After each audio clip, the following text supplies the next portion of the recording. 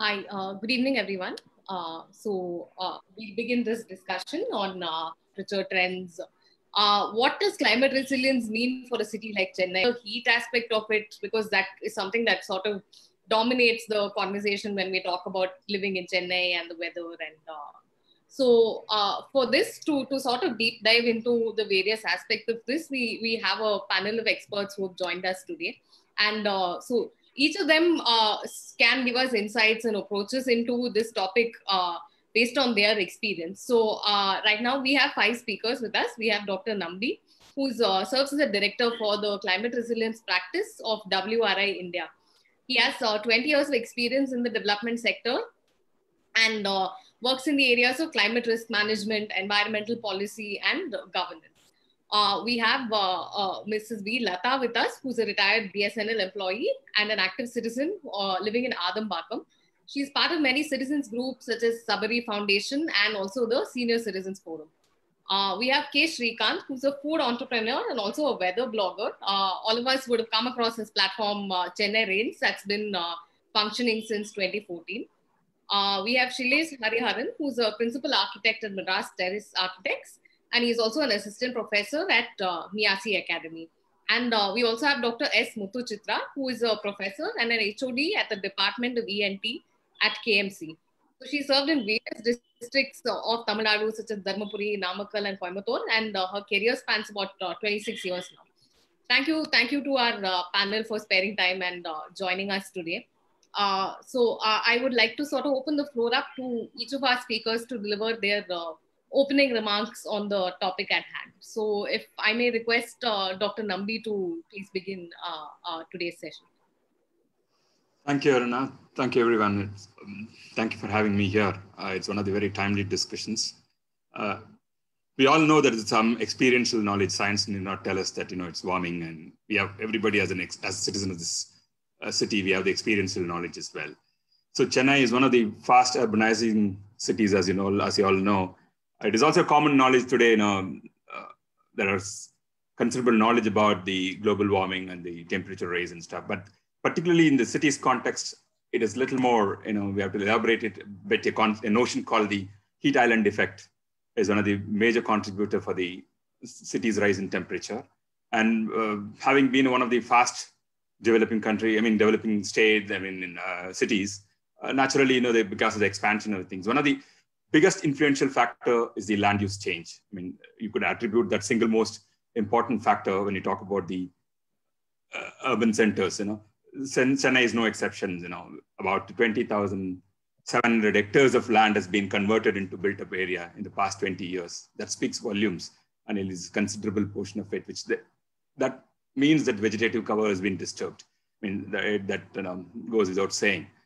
So mostly, substantial increase in the residential and the commercial growth, has also contributed to a large extent. I think this is naturally has resulted in the decrease of vegetative cover, as I mentioned, and the water bodies, which has a certain impact on the rise in temperature, what we see.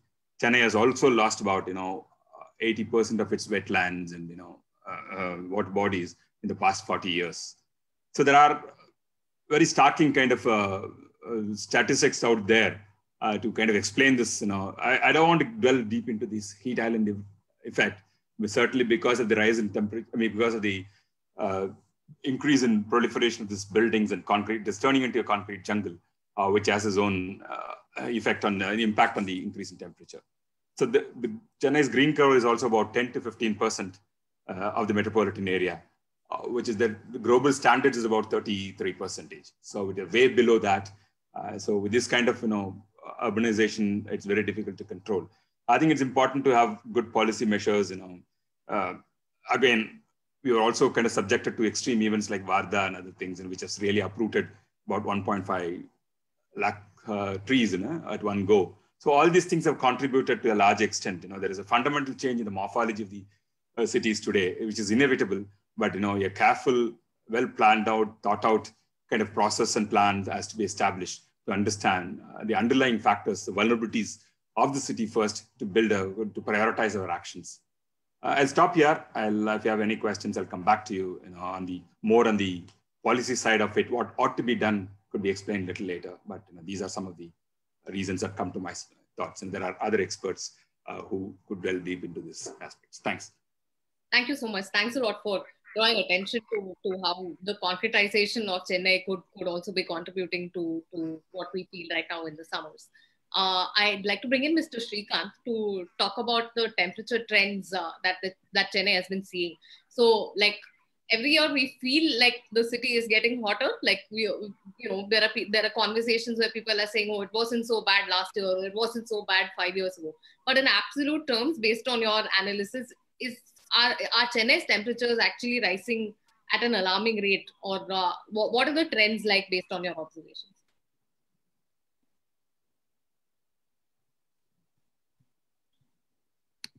You're muted. Srikanth, you're muted. Yeah. Hi, good evening, everyone. Good evening, Aruna. The point is that it's actually, it's not easy to say that unless we talk with possibly statistics over a longer period of time to understand whether a city is actually changed in terms of the temperature pattern. Because see, as human, we tend to feel temperatures differently in different places. For example, Chennai is a coastal city which has a high humidity. So 35-degree temperature in Chennai with say 80% or 70% humidity would mean our body sort of feels much warmer than, say, for example, a place like Delhi, which has say 42 degree Celsius and say 15% humidity during summers. So the body then may not be feeling as hot as say a Chennai with 35 degrees and say 75-80% humidity. But let me go through a set of slides which could possibly give some indication. You might have to share, enable screen sharing, I think, Aruna, if that's possible.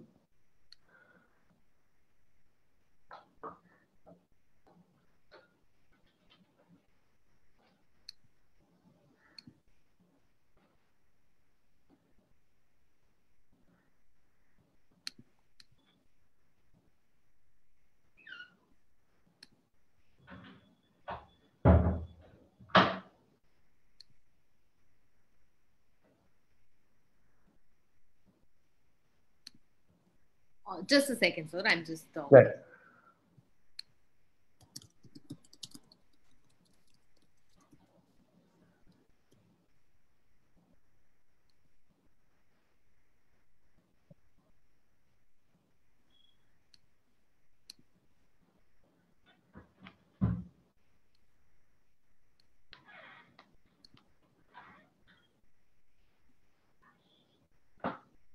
Yes, sir. I think you should be able to.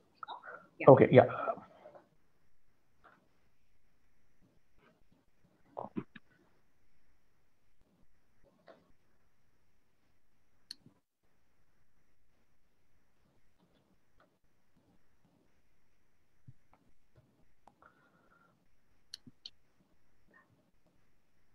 Okay, now if we, what I do is I'll run through a set of slides. Basically, the way I see it is that instead of looking at individual peak temperatures, etc., because that would not be the best way to look at trends, because there are days when factors like wind, the arrival of sea breeze, and so many things decide what is the maximum temperature for a day.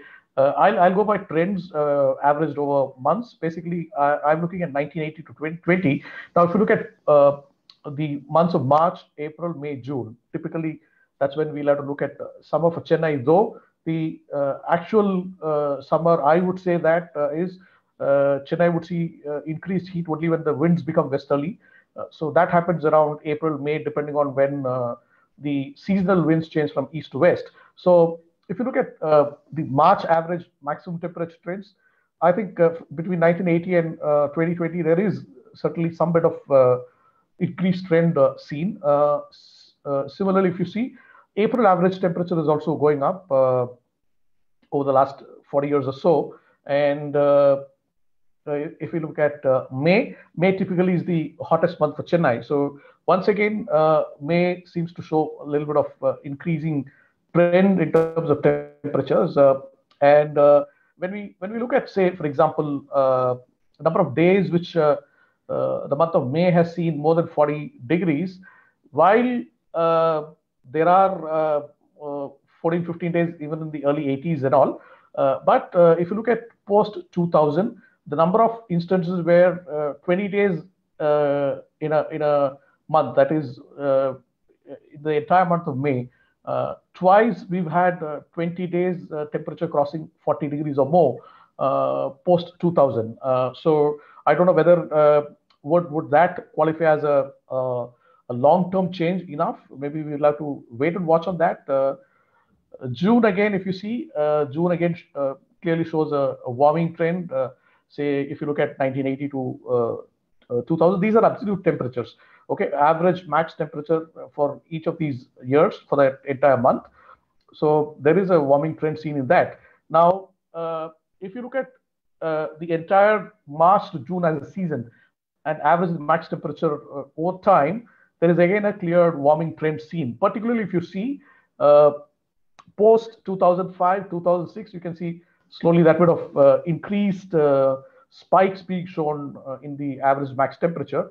And could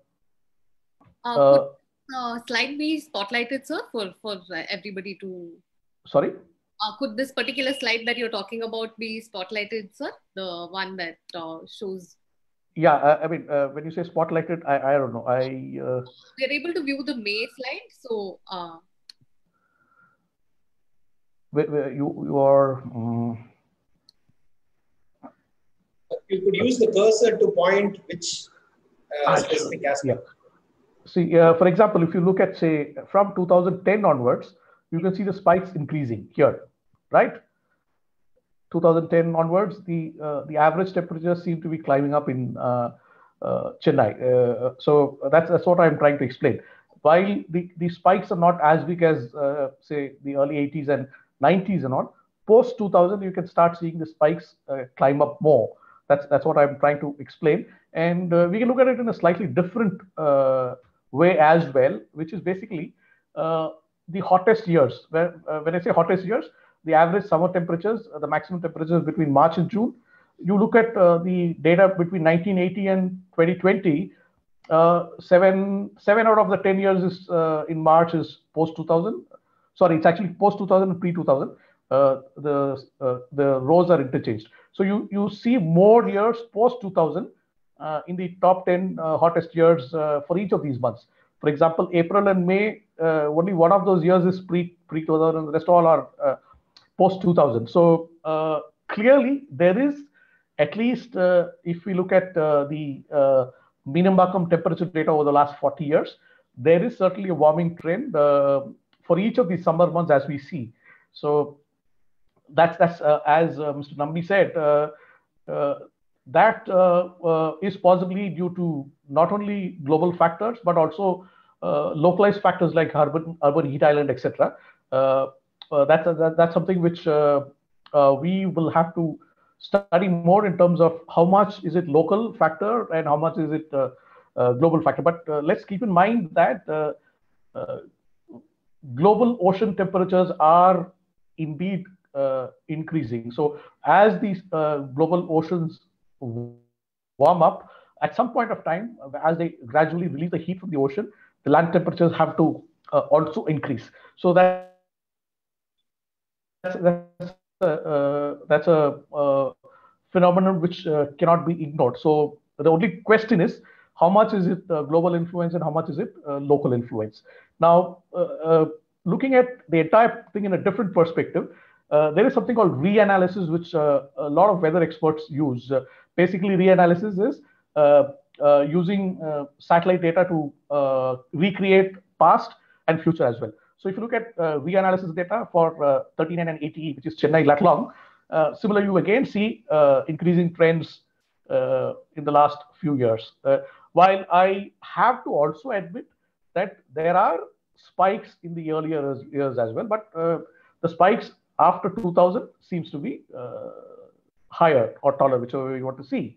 So that's how I see it in terms of the temperature trends. Now, if you look at climatic model simulated trends for Chennai, once again, the trend is indicating the overall mean temperature for the months of April, May, and June is expected to climb up in the coming years. That's what simulated climatic models are indicating for a city like Chennai.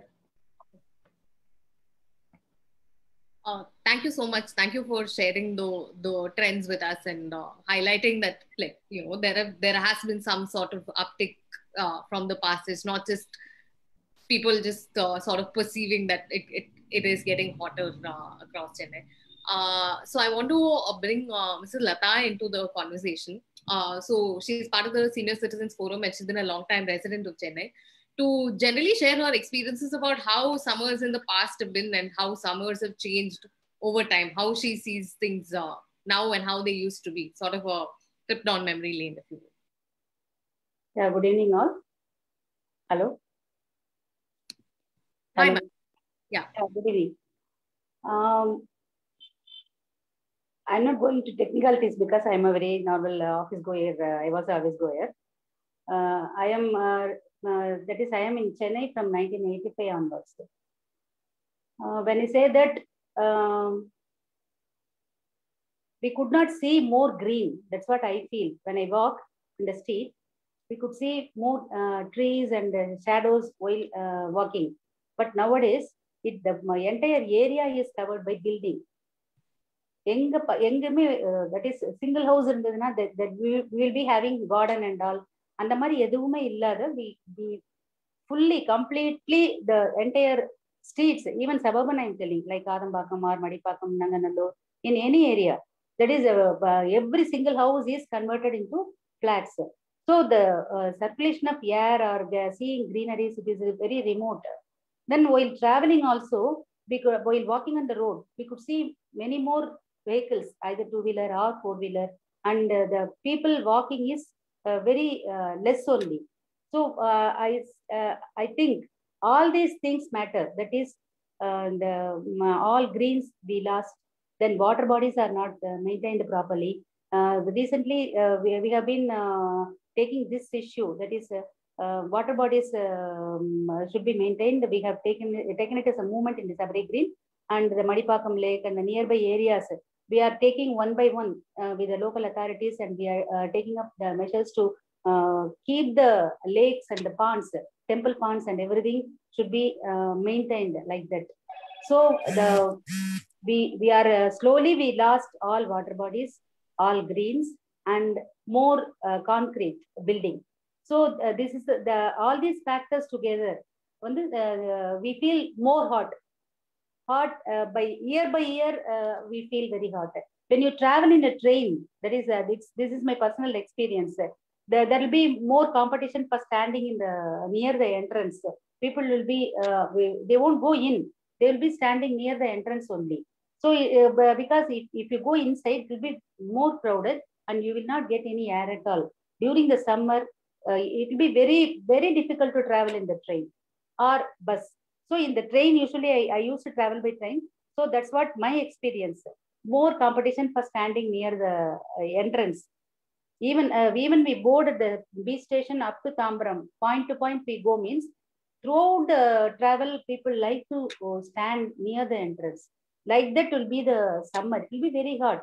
If you stay in a house that is, even if it is independent house, that if you have any no building in the upstairs or if it's an open terrace, it will be living in oven. So all these factors, that is, our water bodies are not maintained, the trees are not, all the trees are cut down, and we have more population and more building and more vehicles, and so everything contributes for this kind of unbearable hot. That's what I feel. So added to this, we used to have power cuts and water scarcity. So usually when during summer, we pour water, more water for in the house itself, inside and outside our terrace, or we use more water. But in city, that is especially in Chennai during summer, water is the main scarce thing. So it also adds fuel to the fire, I think. So தண்ணி வந்து காசு கொடுத்து வாங்குறாங்க. நீங்க எப்படின்னா ஒரு ஸ்ட்ரீட்லயும் the Chennai Corporation has kept syntax tank. அது பாத்தீங்கன்னா that area 1 or 2 people will be taking that authority of the tank, and they sell the water for one part is 1 rupee, and in some area it is 5 or 10 also. So like that, water scarcity makes the people feel more hot. That's what I feel. Thank you. Thank you so much for talking about like how little behavioral changes and things that you've noticed that people do to sort of adapt when the heat is very high. Since we're talking so much about the concretization of the city and how there is a lot of urban sprawl, I'd like to bring in Mr. Shilesh into the conversation and just give us an overview of like what are those sort of factors that urban sprawl, high heat islands, and what are those things that contribute to Chennai's rising temperatures or the summer feeling warmer? Can I present a couple of images? Yes, yeah, sure. Yeah. So yeah, I shared that. So is the image visible? Yes, yeah. So this is a drone shot above Gemini flyover. So we are actually looking towards the sea. On the left side, we see the river near Spencer Plaza, and we see Anna Salai. All the radiating roads that actually go towards the coastal line.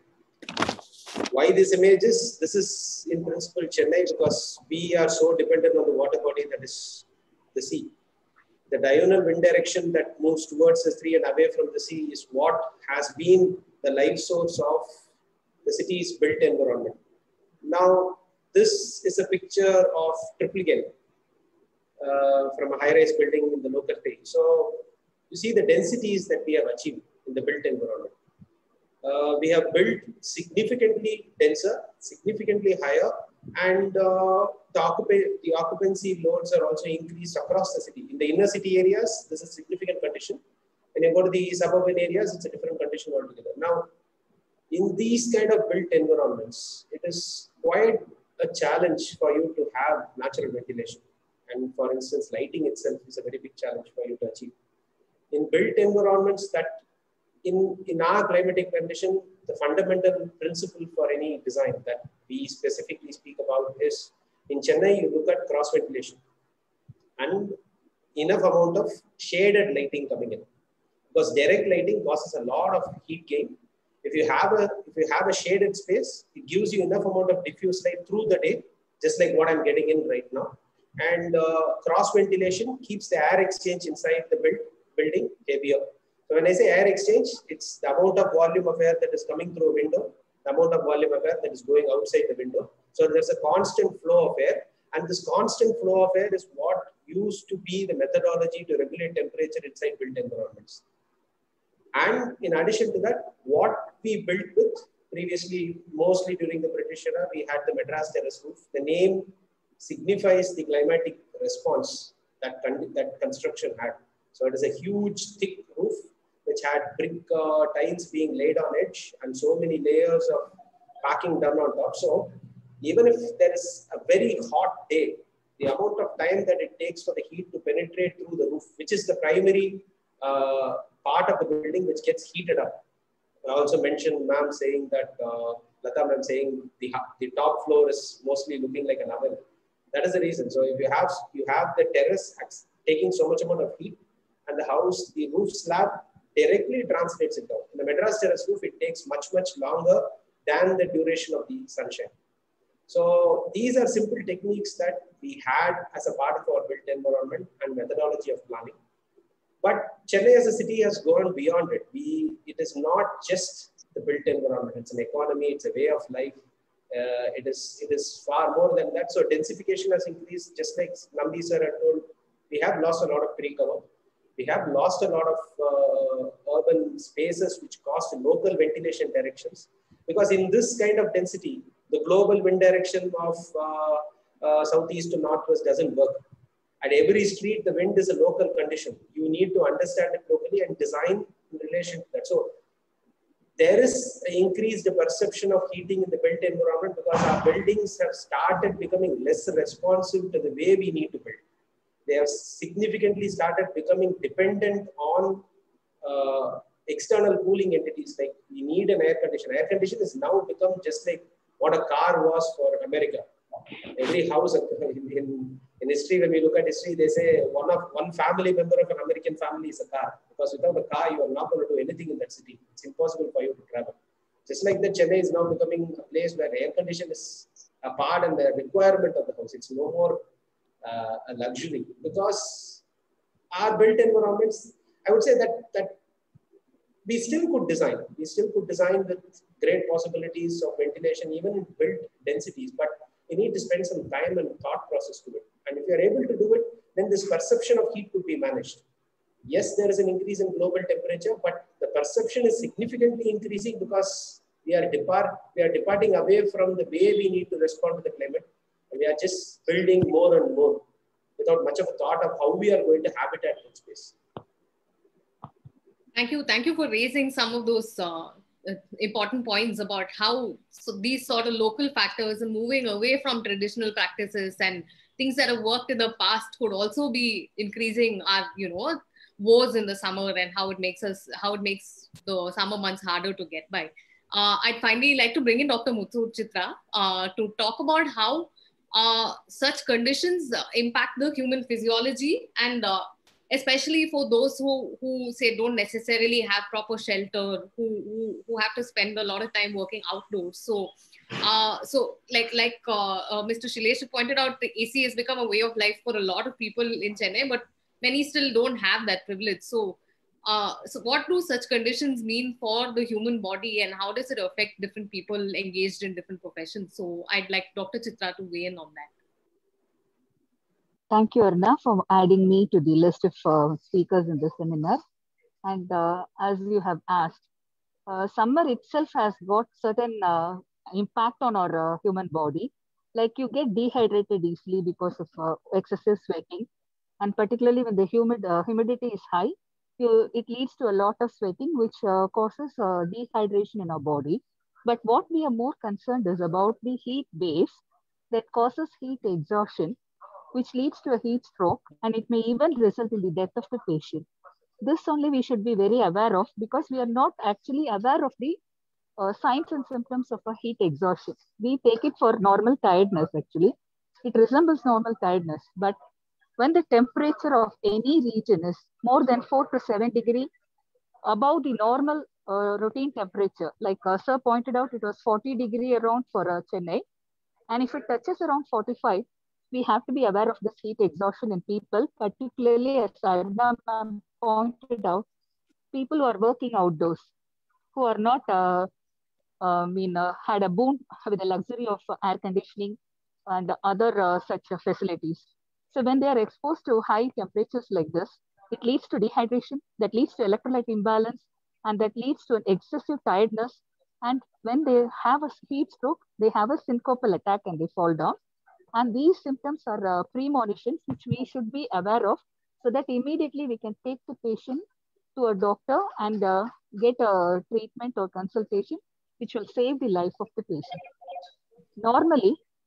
Normally during summer times, we are supposed to take a lot of fluids, and solid foods can be actually minimized, so that you can have a lot of liquid diets to compensate the fluid loss that we encounter.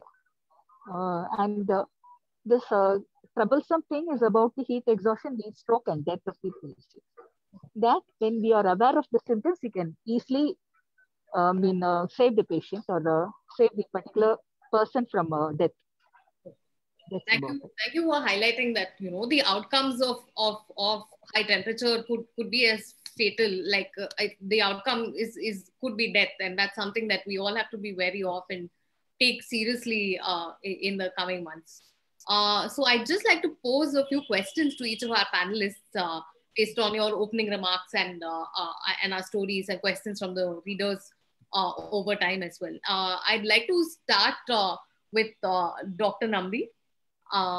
So you had mentioned that there needs to be some policy prescriptions that you think can aid in the situation in Chennai?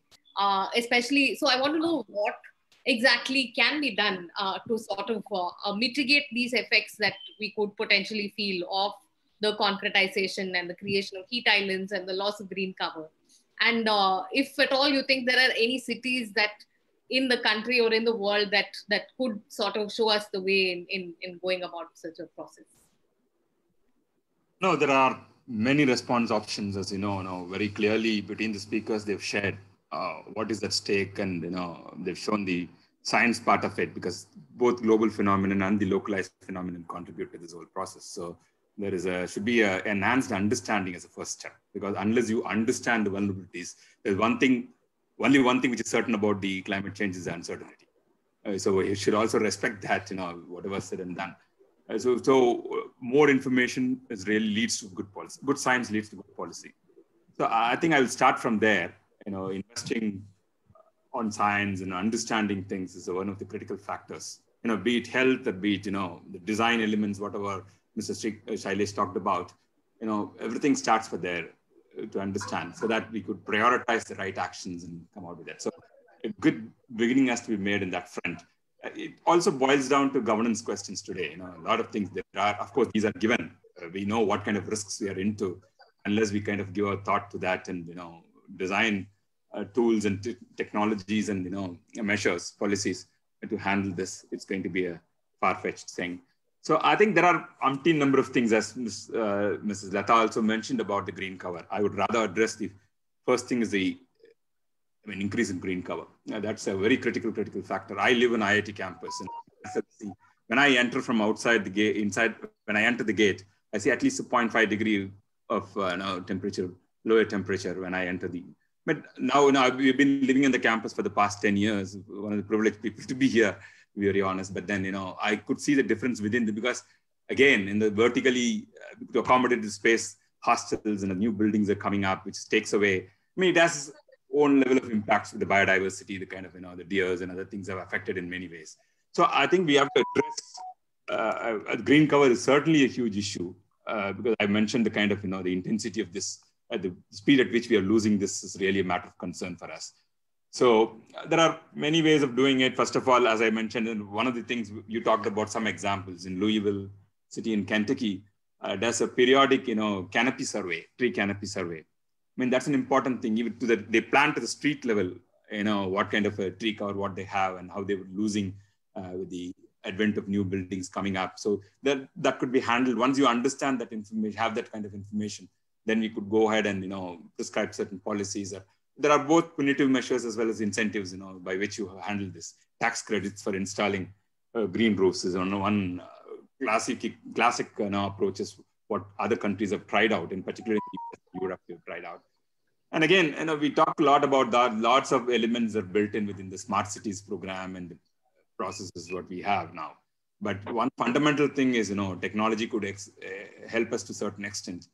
But, what is the use of it, without smart people? And I'm not saying people are not smart. Awareness level, the sensitivity of those people have to be enhanced to understand, to implement certain actions. So I think citizen science also plays a critical role, like Ms. Lata's own point, people like her, who has experienced that, how do you factor? Both participatory and anticipatory approaches are very important when you talk about it. Participatory in the sense that, because it's after all, it's our city and kind of, we have to have a say in those things to build those, whatever policy you're coming out with, it is for the benefit of the people, and the government should recognize that, and the stakeholder integration becomes a very critical part. The second anticipatory part is where science comes, to inform you. Policy should be informed by science. So I think another important missing element is the monitoring, because any urbanization process is a very dynamic process, as you know. And so it is very difficult at the same time. It's a challenging one, but it is important to monitor. It's an iterative loop. Once you understand certain measures you take, then some mid-course corrections have to be done. So you have to revisit that to see where it stands. For example, one stroke like Varda can entirely change the profile of the city. So how do you deal with these things? It's one thing about the slow onset events, they're talking about the temperature rise and stuff, whereas the extreme events also matter for us, particularly like a water-starved city like Chennai. We need to have multiple measures. That's why the multifunctional land use system is much talked about today, where the economic, social, and the environmental aspects converge in a particular set up. So I think more and more we need the planners should really dwell in deep into this kind of things, and institutional memory also counts, because we have experienced tsunami, we have given the kind of resources, though it has nothing to do with climate change, still, we have managed it well. It's such an unknown factor, lots of life. And, the institutional memory, because we don't have perfect documentation, because a set of bureaucrats were handling these things and the memories with them, it's not with the system. So, these kind of stuff, unless a thorough documentation is being done, example in Varda, during Varda, lots of species have lost. We need to see which have withstood the storm. We need to these are some of the native species. Is there certain significance to it? How do you kind of, these kind of small attention, we have to pay attention to the smaller details. And I think, we have wonderful people here. It's not the dearth of knowledge in this thing. It's a question of, the motivation, what we have, and the government support is very critical. And as citizens, we have certain duties that are also important. And also best practices, when documentation, the best practices, exchange of information, knowledge. For example, in the US, we have the Mayor's Caucus, Metropolitan Mayor's Caucus, which is a very functional kind of a approach, where once in a while people come together. And in fact, when I was working with the MS Swaminathan Research Foundation, we started this movement at that time during the Copenhagen meet. And somehow we didn't really hold any water after that, somewhat. These kind of citizenship activities are very, very critical. And the ownership should be created, and everyone should feel proud to be part of this whole process and contribute in their own way. I'll stop here. I've been talking much. Thanks. Thank you. Thank you so much, sir. Those are some really crucial points that you've raised, not just in terms of looking at the rising temperatures, but also Chennai has had a lot of these one-off events that have proven very disastrous for the city, especially in the recent past. So how do you sort of mitigate those effects as well? So I'd like to go back to Mr. Srikanth to sort of, he's already explained how there is sort of been a slight upward trend.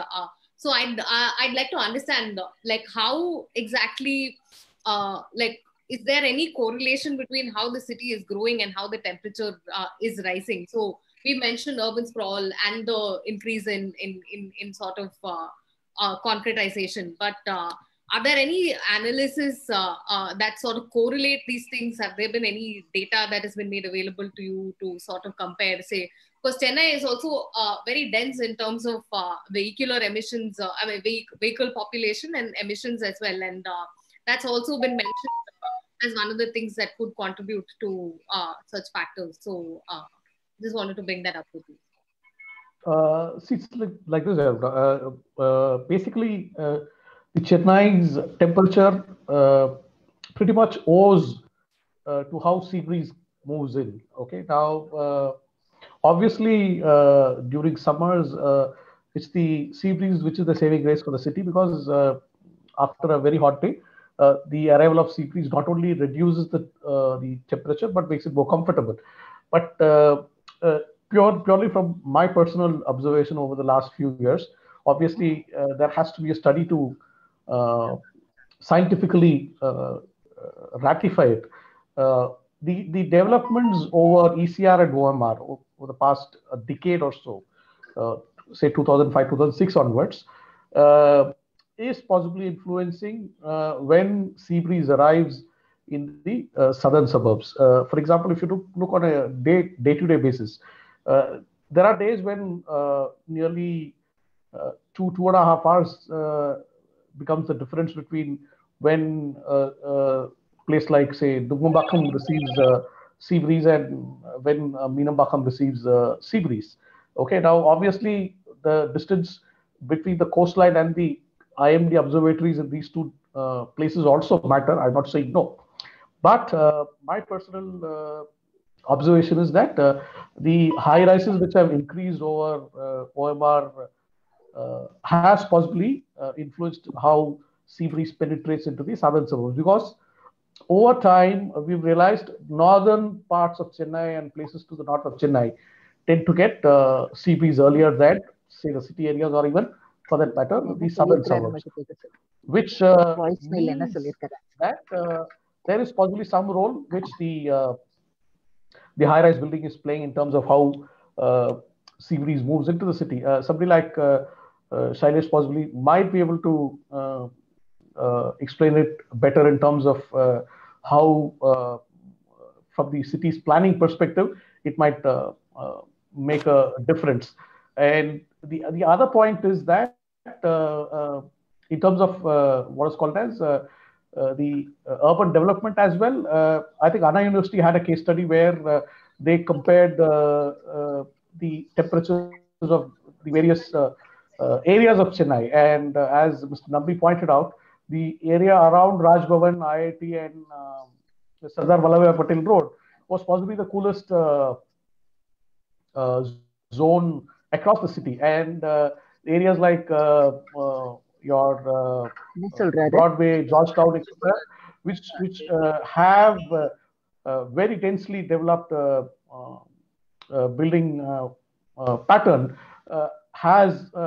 is possibly a degree or so warmer than, say, a couple of degrees warmer than, say, somewhere around IIT and Sardar Vallabhbhai Patel Road, which has more greenery compared to the rest of the city. Now, obviously, we weather bloggers also have nearly 20-25 personal weather stations across the city. Okay, now there is a large difference in terms of how each of these places sees temperatures, not only during summer, but also in terms of temperatures during winter. A place slightly further away from the coast tends to see hotter conditions compared to, say, something closer to the coast, primarily because the influence of sea breeze drastically changes between, say, a place like Bezanagar and a place like, say, Avadi, right? So there's nothing like the same temperature trend across the city. There's a lot of factors which play a role in how areas within the city tend to see different weather patterns, even if it is the same season and in the same day. So that's what I say. But let's also not forget that the loss of tree cover over time is possibly also playing a role in how the temperatures are increasing in pockets of the city over time.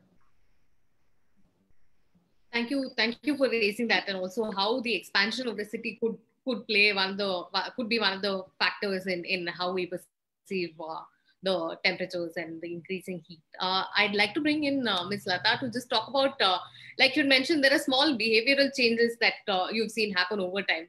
To discuss what kind of lifestyle changes have you seen people make over your time in Chennai from the 80s up until now to cope with how the city has changed and how the summer has impacted us? What to say? That is, usually we go, if we go out, that is either school or college or office, we won't carry water. Now water has become a very costly thing. We have to carry water, and the water is also branded. You can buy more costlier water, and also a normal can water is used by everyone. But it is in that also we have varieties.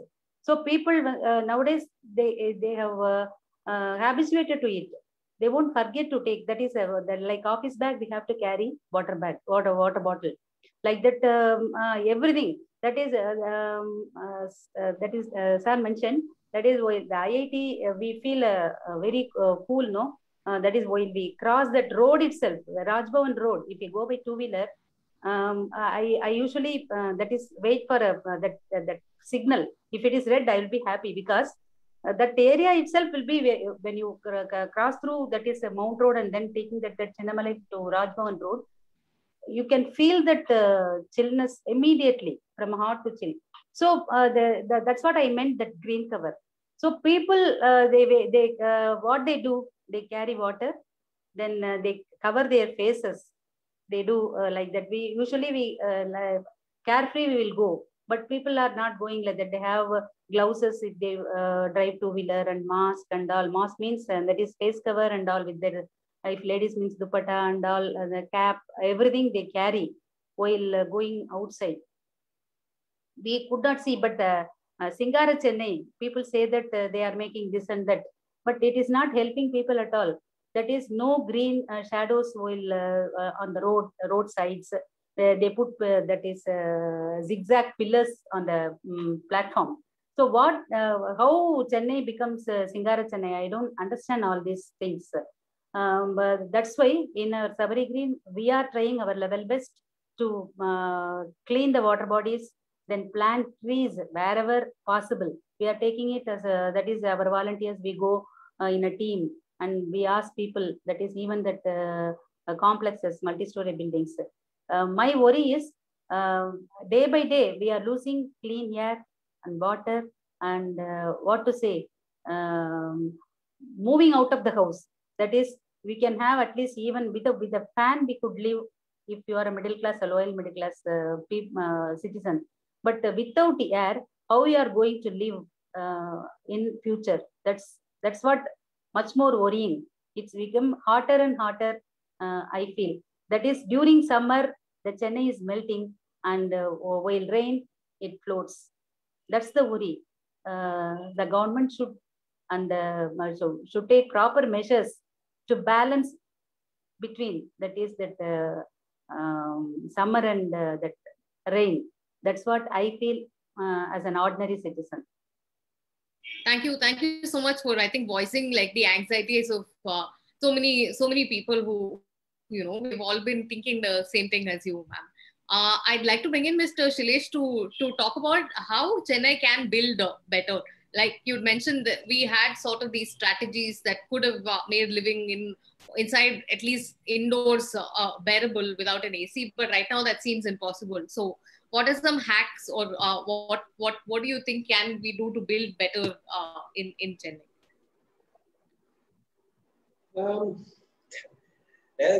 It's really rocket science.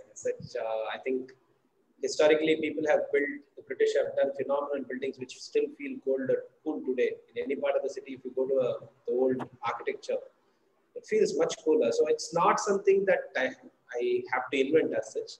There are a few things that you can look at. And looking at the conditions today, we are building more. Previously, our buildings would be much smaller than the plots that we used to build, but now the building concentration is much higher. So the spaces between the buildings are restricted. You just get about 1 meter or 1.5 meters max between the two buildings, or if they follow the norms properly, it's about 3 meters between buildings. The initial idea is to make sure these channels are available for ventilation. Now, in a general build condition, as the image that I showed before, you don't have wind flowing through the building anymore from the universal direction or the sea breeze directly entering inside a house. So you have to do some design ventures inside the house where you create a kind of a forced ventilation that takes. General principles that we do is we have a double height space. What we do is we have a tile roof on top. We or have a clear story window on top. When I say clear story window, it's just a jali window on the top.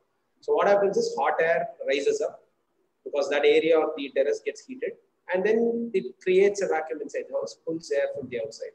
So you don't really rely on the natural ventilation to directly go through the house. You try to absorb as much ambient air from the outside to the inside, and save as much as trees and wells that are there in the site as much as you can.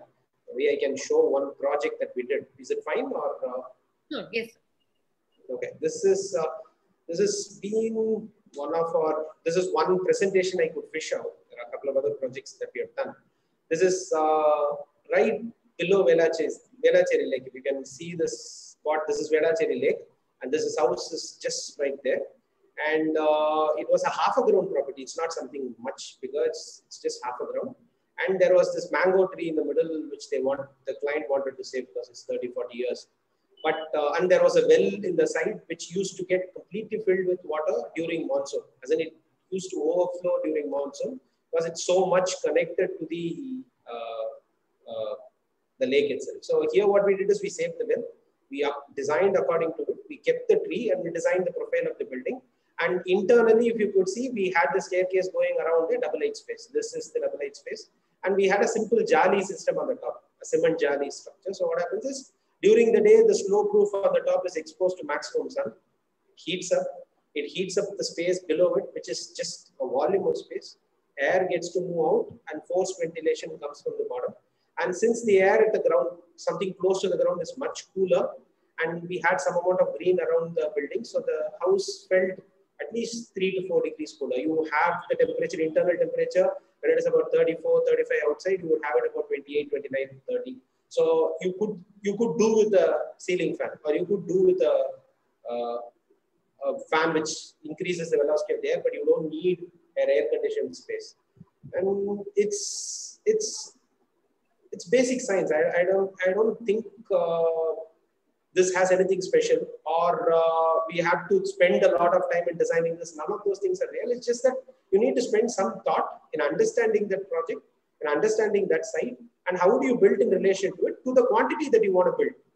The idea is we don't compromise on the requirement of the client, but at the same time, you spend some extra amount of time to understand how do you design it sensitive to that existing condition. Because every house is in a specific context to an existing location. Here, most of the air comes from the Vedacheri Lake, irrespective of the global wind direction.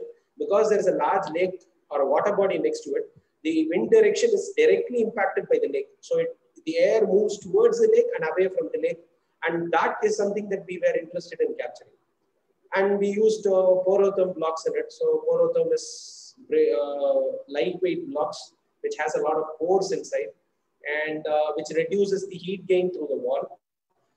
Because we don't build thick walls as we used to do in the past. In the past, the walls would be about 1.5 bricks thick, which means it's too heavy. So your heat would not enter, but we don't have the privilege now, because if we increase the thickness of the wall, the habitable space internally reduces. So we have many innovations now. Porotherm bricks are there, and then we have autoclave aerated blocks, and many techniques that are there to make the building sustain the heat. It's just that we need to put some thought process upfront, and I think that is where most of the bottlenecks are. That extra mile, that one step that you go to think about how are you going to adapt it to the existing condition, is where most of the bottlenecks is. People just jump and build to the maximum extent. And as I said, it's not that I would have to do it or anyone has to do it. You just need to look at the ventilation. How are you going to satisfy ventilation at that specific site? How air moves in relation to that site? How do you build, and what material do you use? And it's any other building. It's just normal to any other building. Nothing special about it as such. So, and adding on to this, I think to Nambisar's point, Chennai is going to go through a master plan revision in the next 4 years. So 2026. So we are in the second master plan. The first master plan, I think, was around 1981 to 2006. It took a longer time because it was the first master plan. There was no idea how to go about doing it. 2006 was the second master plan. 2006 to 2026 is the period that we are in. Now 2026 to 2046 is going to be Chennai's third master plan. There's a lot of potential that we can look at the city afresh, and a lot of international influences have found themselves inside the corporation. For instance, there was C40 City Connect, where you say the Chennai Corporation was connected to a global network of cities. Then you had 100 resilient cities, which was from Bloomberg, and C40 is from Bloomberg. 100 resilience is, I think, from Rockefeller Foundation. Yeah, so there is a lot of capacity that is getting built into the corporation. I'm very much looking forward to the third master plan, and I think there is a huge potential that we can look at the city from a completely different perspective, and we can address all these issues to come up with something that's quite unique to us. I think Nambisar can reflect a lot more on this. Thank you so much for talking about some thoughtfulness that should go into planning a building, and hopefully in the master plan to planning the expansion of our city as well. I'd finally like to bring in Dr. Chitra to talk about what are some things that we can do as normal citizens to protect ourselves from such extreme heat conditions or during a heat wave. And also some things that employers can do for people who generally work outside. What are the things that they can keep in mind, some extra steps that can be taken to mitigate these effects? Aruna, as you have asked, Madam Lata has already pointed out certain things like covering yourself with a light dupatta, or wearing a glove that will protect your skin from the direct exposure to the sun, and carrying water bottle wherever you go. And people have to take some seasonal fruits like garbushni And they can also have tender coconut water as and when required and as frequent as possible. So these all will correct the internal dehydration of the body. And the exposure to the sun that will lead to dry skin or flushing of the skin can be avoided by covering it with a light colored and light weighted cloths. That was as mentioned by Lata ma'am. And as already about the buildings where we live, they have already spoken about ventilation, proper ventilation of the house. And even I think Shailesh sir mentioned about it is already in our older traditional building systems. Like when you go into a temple, you can see that the breeze is so nice. That is because of the tunneling effect where you have a breeze. And when you go around the temple, you feel very cool. And particularly when you go inside the temple where it is very hot and humid, and when you come out and you go around the temple, you feel very, very comfortable. So such things also will help. And as far as people working outside in the sun, from the employee's point of view, I have seen Chennai City Police, once upon a time, they were supplying cool refreshments during hot noon. And to keep them keep them rehydrated. And not only that, you can change the timing of working hours. Like in some countries, Saudi and all, they have a different working pattern because of the hot and hot climate, dry hot climate there. So that can also be implemented here during summers. And the other thing which we can do is the uniform we wear. Particularly in uniformed services, the uniform we wear is very, very heavy. And the shoes and socks, that and all can be changed. Like in some countries, we have winter clothing or winter uniforms. In our country, where it is a tropical climate, you can have a summer uniform, which will be lighter and easy to bear with. That's what I feel. Anything more? And ma'am, just one more addition in that when we are say go out during days when the temperatures are very high, how long, like to keep a sort of personal check on ourselves, how long can you be out without getting impacted? Like, is there a certain time limit on how long you can withstand such conditions, or to be wary of? Okay, as you said, long hours of exposure definitely doesn't help, but the number of hours usually depends on the individuals.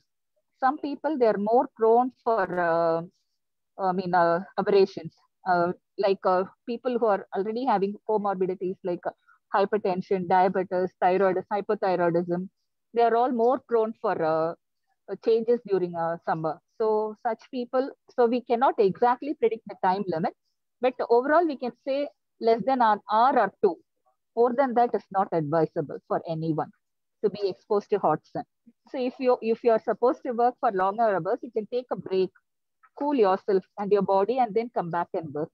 You can take short breaks of 15 to 20 minutes every 2 hours. That will be better. You will be able to bear the heat better. Thank you. Thank you so much for that. We have a couple of questions that have come in from the attendees of this panel. So I'd like to pose the first one. It's to Dr. Nambi, where a citizen Gauri Prasanna has asked if there is the concept of vertical gardens that you're seeing getting more popular in Chennai. Do you think that is something that that could be something that can help mitigate the conditions here? It's a good question. More and more we are getting into the urban agriculture because also there is quite a demand for agricultural produce. So there is no other go. In a few years' time, maybe another few decades, we have to produce locally in those kind of conditions what we live in today. But the problem is, right now, the cost effectiveness it's certainly a wonderful idea. The cost effectiveness, unless there is a kind of it is cost effective, people are not going to. Space is such a huge concern. And we talk about the hydroponic tomatoes and all these kinds of, it's really a fancy idea. Even developed countries spend more money on those things. It is helpful. Roof gardens, of course, we could start with, not that we are really looking at it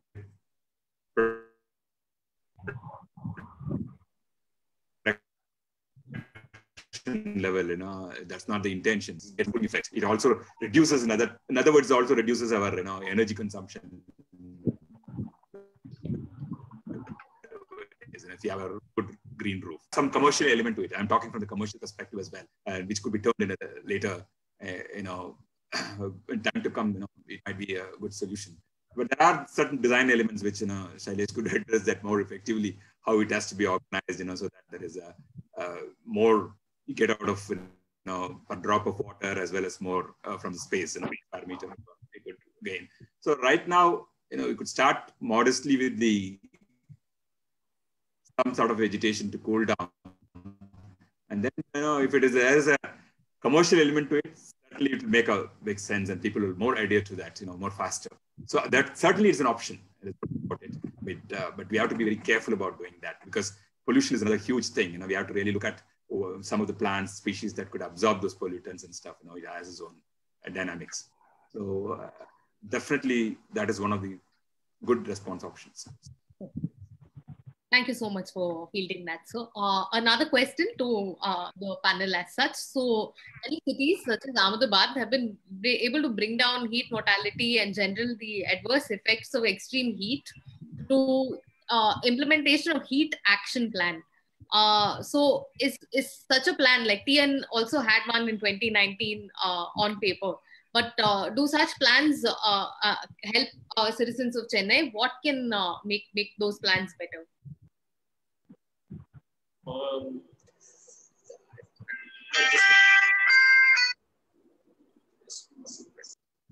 I am not so aware of such a plan.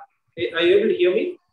Yes, yeah. Okay, I'm not aware of such plan, and I haven't read through it. Maybe it's something that I for me to look at, but I'm not so sure. Heat action plan. So yeah, please elaborate. Yes, I'm aware of it. There is a heat action plan. That's very interesting. Ahmedabad is first to roll out that. It is not a climate action plan or something. It's more specific to heat. It is nothing so different. Few elements that matters is, to map the potential heat island within, which I talked about, the tree canopy and other things. They did a mapping of those things to start with, so that they know who are the vulnerable populations to start with. That information there in the hand. And then the citizen awareness generally, it has lots of, sensitization programs built into this whole heat action plan. And then improved coordination. One of the weakest links in our own policies is the implementation process across the country. That's where we are good at designing. We have come out with good policies and stuff. But where we fail is miserably in the implementation process. Because there is again, when you talk about an idea like climate change, there's lots of coordination. Mainstreaming is important, across the board, the water, agriculture, the public works department, everybody should come together. So there is a good coordination mechanism, which they tried out, which really worked. And then capacity building at different levels. At the community level, there are also the positive knowledge in the that's important to harness that knowledge. And I am so glad to kind of really listen to Lata ma'am. She has beautifully put it, the kind of changes I think it has to be really, I wish Citizen Matters was shaping this kind of a stakeholders own part and their voices so that it would be amplified in bigger ways. That's an important step. They've done that as well. And then, evaluating the plans, periodically, because as I told you in the beginning, it's an iterative process. So we need to kind of really evaluate those plans periodically to revisit them to see what is missing and how these could be strengthened further. So I think they also brought some good examples from other countries. So it's a kind of a combination of these things. And again, in particularly a city like Surat, the health sector has done a wonderful job because of the past history, the way what they handle. There is a sense of history as well, how they handle these things. So people become more smarter when you live that kind of a story behind, live that kind of a situation, that experiential knowledge also counts. So I think, these are some of the important factors which I found has contributed to the, the good outcomes of the heat action plan. Thank you so much for fielding that, sir. There's a follow-up to Chatrupa's question as well. It says, in Meenangadi, Wayanad, the government and an NGO together have launched a carbon neutral project with several initiatives such as tree banking, renewable energy, waste management, and more. There are neighbors and they're doing it on a local scale, which seems to be a model that can be replicated in Chennai. Do you think we can create such a plan for our city? This question is for whom? It's addressed to the panel at large. somebody else, I'm right, I've been talking much.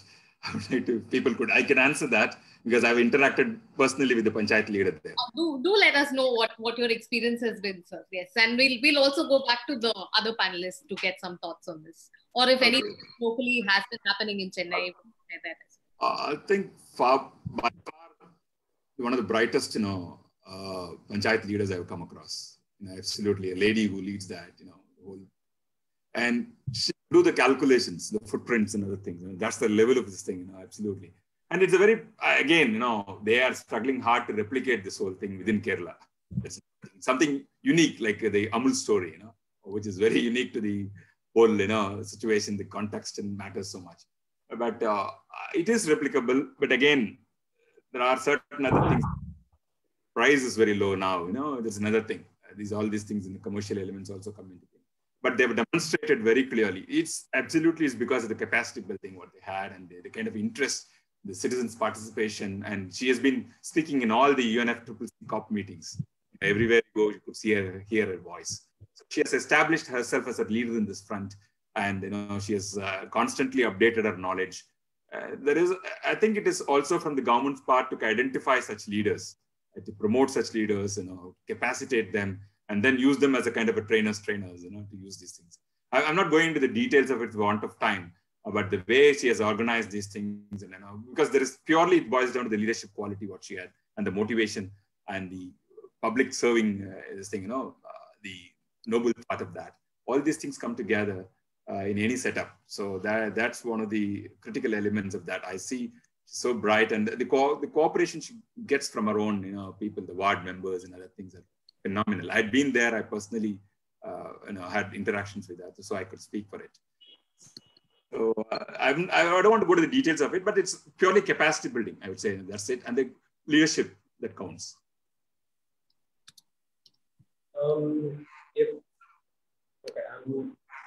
I'm just speaking about it from a perspective.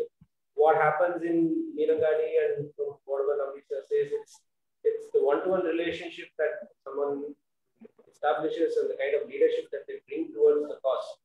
This is spearheading part of such an initiative. Now, when we take Chennai, it's one of the four largest cities in the country, and we have a diverse population of belief and culture and religion and thought process that are significantly different in every single aspect, even in the way we dispose space, even in the way we actually consider what is space, for instance. So it is what happens in a tight-knit community, what happens in a geography where you have people one-on-one relationship are things that generally don't work in a city condition, because most of us, when we call ourselves citizens of Chennai, we absolutely know it's impossible for us to create an image of everyone who's a participant of Chennai. Chennai is a thought and an image, and that image is driven by many forces, invisible, visible, at multiple layers, and that's even hard to manage. So could it be what happened in Meenakadi be replicated? To my limited knowledge, I don't think it works. In the city scale, it doesn't work because it requires a different scaling. It's not something that you add up to see the population. It's an exponential scaling up that we have to do. And at what lies at the heart of Meenakadi development, from whatever says, people's participation in the larger picture. And bringing participation in urban spaces have been one of the biggest challenges for anybody who's been practicing in urban projects. I think Satya would have been aware of it. Even for our own instance of COVID, there is so much amount of awareness to bring practice of basic norms. It's struggling. We are finding it very difficult because everybody has different priorities. There are different sets of anxieties. I'm not going to invalidate their thought process. Just because they fear there is a lockdown, people kind of try to rush to a market to buy things up because they're not sure when it will get open. So there are many things that drive when it comes to an urban center. It is so diverse, so layered, so complicated to be mapped. What happens in a small, sustained, tight-knit community cannot be scaled up to an urban environment. It has to be retrospected. The good learnings can be taken up, but it simply has to be a different way that we have to look at. So I wouldn't say Meenakshi could be adapted here. Something else has to be done.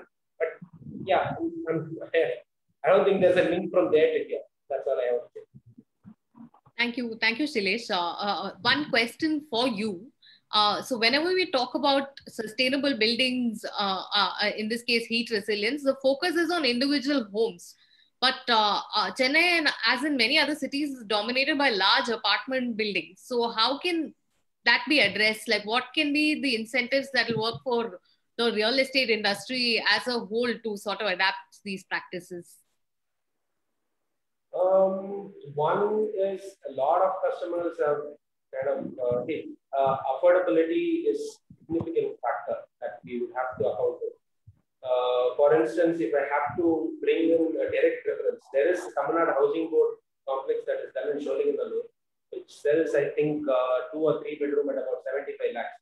There's a Casa Grande apartment which is close, about 100 or 200 meters away from Sholinganallur, which sells the same floor area for about 1.25 or 1.3 crores. Right? But Casa Grande would have the kind of monthly, let's say, the maintenance is also about 6,000 in Casa Grande, and Tamil Nadu Housing Board gives it about 2,000 or so. Now, Tamil Nadu Housing Board has a replicable model which it generates and then it builds and it mass produces these houses to a greater FSI, when I say how much density you can build. So there is these limitation of thought process of how much ventilation you're going to begin. Their objective is to make the building as affordable as possible so that you give basic livelihood standards for people at such affordable. When you say affordable, 75 lakhs is very affordable when you consider 3 bedroom in Sholinganallur, and nothing comes below a crore in that area. So do we really look at only heat in this aspect? There are a lot more factors. People would love to stay close to the city. Right? In the point of Chennai, I have seen, at least for my past experiences, people are traveling too much, or at least until the pandemic came in place, they have significantly stopped their travel now. But people used to travel, students used to travel for 1.5 hours or so. The city is spread so. Do you invest in such kind of transit, or do you invest internally in the city? When you internally invest in the city, the space availability becomes a question. Then the applicability of ventilation in the universal principle becomes another question. So there is no direct answer to it. But as I said, in a city, it's multi-layered. It is too complicated to relate to heating to direct housing. It is possible to design apartments, but it would come at some cost. It would come at some loss of space, some cost of apartments a bit going up. You might not be able to achieve the required FSI, but you will be able to achieve the standards of living or the standards of ventilation without an air conditioning. But then it goes a bit unaffordable. Then it becomes something that the builder can't sell. So there is a loop of things that go around with it. So you can't tweak one aspect to it. It has a cascading effect to many other things. So one thing I think I said in the article also, we can incentivize people's electricity consumption. We already do that. I'm not saying we don't. If we have crossed the 500 slab, I think the bill jumps twice. To cross the 1,000 slab, I think it jumps above the roof. That itself is a very good marker of how much you are consuming to maintain a built environment. Maybe we specify more on that, we focus more on that. We will be able to find out who is able to resiliently use it. Maybe you put a solar panel and reduce it.